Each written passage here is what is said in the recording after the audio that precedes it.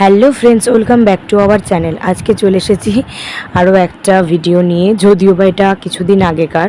মানে তোমরা জানো আমি মা আর বোন কলকাতা গেছিলাম পিসির বাড়িতে। তো যেদিন পিসির বাড়ি থেকে এলাম বাড়ি সেদিনের ভিডিও। তো দাদা আর পিসি নিচে দাঁড়িয়েছিল আর পিছনে আমাদেরকে স্টেশনে ছাড়তে যাচ্ছিল।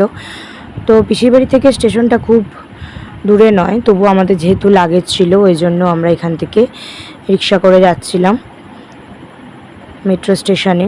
আমরা মেট্রো করেই যাব এখন, যেহেতু গঙ্গারতলা দিয়ে মেট্রো হয়ে গেছে। তো এই সুবিধাটা খুব ভালোই হয়েছে, কারণ বাইরে ওই বাস জার্নি গরমের মধ্যে ওটার থেকে মেট্রো করে যাওয়াই অনেকটা ভালো, আরামের। তো পিসির বাড়ি হচ্ছে দমদমে, তো দমদম থেকে দুটো মেট্রো চেঞ্জ করতে হয়। এই দেখো, যখনই আসি তখনই মেট্রো স্টেশনে খুব ভিড়, মানে এত লাইন থাকে।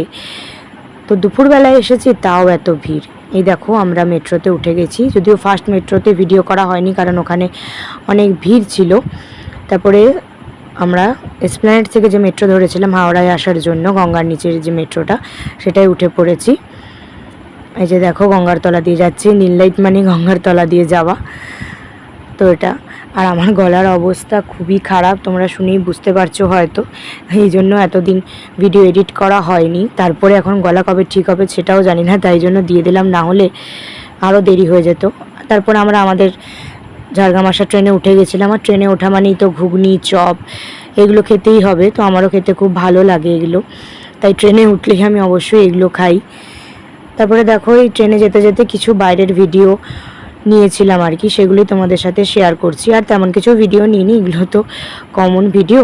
তারপরে দেখো আমরা ঝাড়গ্রামে পৌঁছে গেছি, টোটো করে চলে এসেছি বাড়িতে। আর এই হচ্ছে আমাদের দুজন। মনো তো থাকেই, মানে এতদিন ছিলাম না, যদিও বা 3 দিনের জন্য গেছিলাম, তাতেই ওর কেমন পাগলামি দেখো। মানে আমরা বাজার গেলেও ওরা তো এরকম পাগলামি করে, তো অস্থির হয়ে যায়, পাগল হয়ে যায়। তো এই যে মাকে দেখলে তো আরও বেশি, দেখো পুরো উঠে গেছে টোটোর উপরে, মানে নামতে দিতে অস্থির। ও খুব আনন্দ হয়েছে, কারণ এত দিন দেখতে পারিনি, মানে 3 দিন দেখতে পারিনি আর কি। তারপরে মায়ের কাছে এসে, মানে আসার পর তো মায়ের কাছে ওকে আদর খেতেই হবে, না হলে ওর শান্তি হবে না। এই হচ্ছে আরেকজন আমাদের পোষ্য র্যাম্বো, যদিও এ কদিন আগে থেকেই আছে আমাদের বাড়িতে।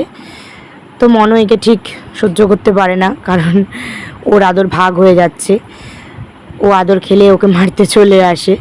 কারণ একার রাজত্বে যদি দুটো ভাগ হয়ে যায় তখন তো একটা হিংসা হয়ই, তো সেই হিংসে ভাব থেকে এটা করছে। এরপর দেখো এর কাণ্ড, এ পাগল করে দেবে মাকে।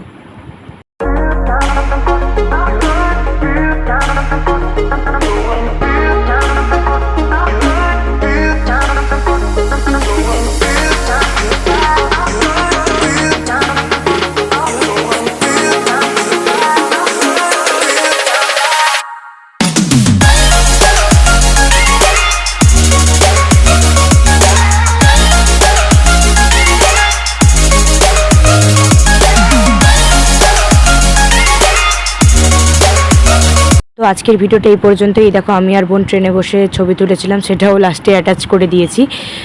আজ এই পর্যন্তই। যদি তোমাদের আমাদের ভিডিও ভালো লেগে থাকে তাহলে অবশ্যই লাইক, কমেন্ট অ্যান্ড সাবস্ক্রাইব করে দিও। টাটা।